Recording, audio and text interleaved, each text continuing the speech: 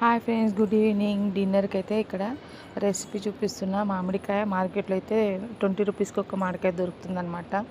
ఇకైతే 30 రూపీస్కి 2 ఇచ్చిండ్రు.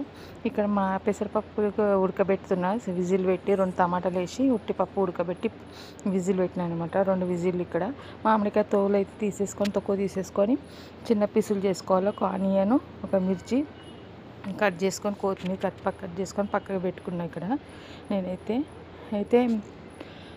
పప్పు అయితే ఉడికిపోయింది. ఇప్పుడైతే నేను కొంచెం తాలింపుకి అయితే పెట్టుకుంటున్నా. ఇక్కడ అన్నీ రెడీ చేసుకొని ఇంకో దానిపైన అయితే రైస్ పెట్టుకున్నా.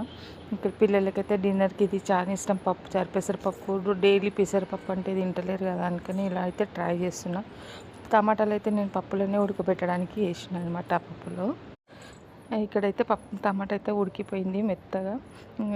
అందులో ఆల్రెడీ మామిడికాయ కూడా పులుపు ఎక్కువ ఉంటుంది కదా, అందుకే కొంచెం వేసిన చాలా పుల్లగా ఉన్నవి అవి. ఇదైతే మొత్తం కలుపుకొని మనం రుబ్బుకోవాలన్నమాట. అవసరం లేదు, ఎందుకంటే మెత్తగా అయిపోయింది. అందుకని ఇక్కడ నేను పిల్లలకు పక్కకి పాపడాలు కూడా వేపుతున్నా. చూడండి, మాకు ఇవి రేషన్లో దొరికినాయి అనమాట, కొనుక్కున్నాము.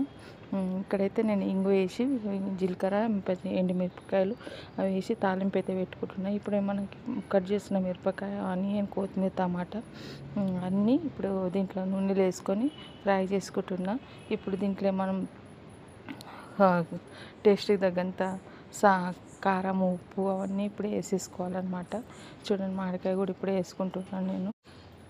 ఇప్పుడు ఇది అన్ని ఆయిల్లో ఫ్రై చేసిన తర్వాత మొత్తం మనం పెసరపప్పు అయితే ఏదైతే ఉడకబెట్టుకున్నామో అదైతే అందులో పోసుకోవాలి. మనం కొంచెం రుబ్బినప్పుడు కొంచెం వాటర్ వేసి కొంచెంసేపు మళ్ళీ కొంచెం బాయిల్ చేసుకోవాలి.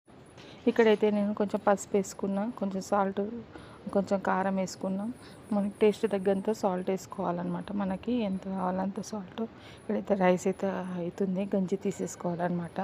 ఇంకా నేనైతే ఇప్పుడు ఇది మంచిగా కారం పొడి, పసుపు, ఉప్పు మొత్తం ఫ్రై అయ్యే వరకు, కొంచెం పచ్చి స్మెల్ పోయే వరకు మనం ఫ్రై చేసుకోవాలా. తర్వాత మనం ఈ పెసరపప్పు కట్టు చేసినాం కదా, ఆ కట్టు అయితే అందులో పోసుకోవాలన్నమాట. కొంచెం మొత్తం వాటర్నే వేసుకోవాలి, ఎందుకంటే చల్లగడితే అది గట్టిగా అవుతుంది. చూడండి, ఇలా నేను పోసినట్టు గట్టిగా ఉన్నది పక్కకు తీసి పెట్టుకొని కొంచెం వాటర్ ఉన్నది పోసుకోవాలి. ఇదైతే బాయిల్ అవుతుంది, ఎంత మంచి స్మెల్ వస్తుంది అంటే అంత మంచి స్మెల్ వస్తుంది. ఒకసారి అయితే ట్రై చేయండి. వేడి వేడి రైస్తోన పాపడ పెట్టుకొని తింటే చాలా బాగుంది. ఒకసారి అయితే ట్రై చేయండి, తొందరగా అవుతుంది, పిల్లలకు కూడా నచ్చుతుంది. మామిడికాయ లేకుంటే మీరు చింతపండు వేసుకోవచ్చు దీంట్లో. ఫుల్ వీడియో అయితే చూడండి ఫ్రెండ్స్. నిన్న వేసిన వీడియో దాంట్లో సారీ ఏమనుకోకండి, డిలీట్ అయిన చేతోటి, అందుకే మళ్ళీ పెడుతున్నా. వీడియో అయితే లైక్ చేసి సబ్స్క్రైబ్ చేసి షేర్ చేయండి. ఫుల్ వీడియో చూడండి. Bye, good night.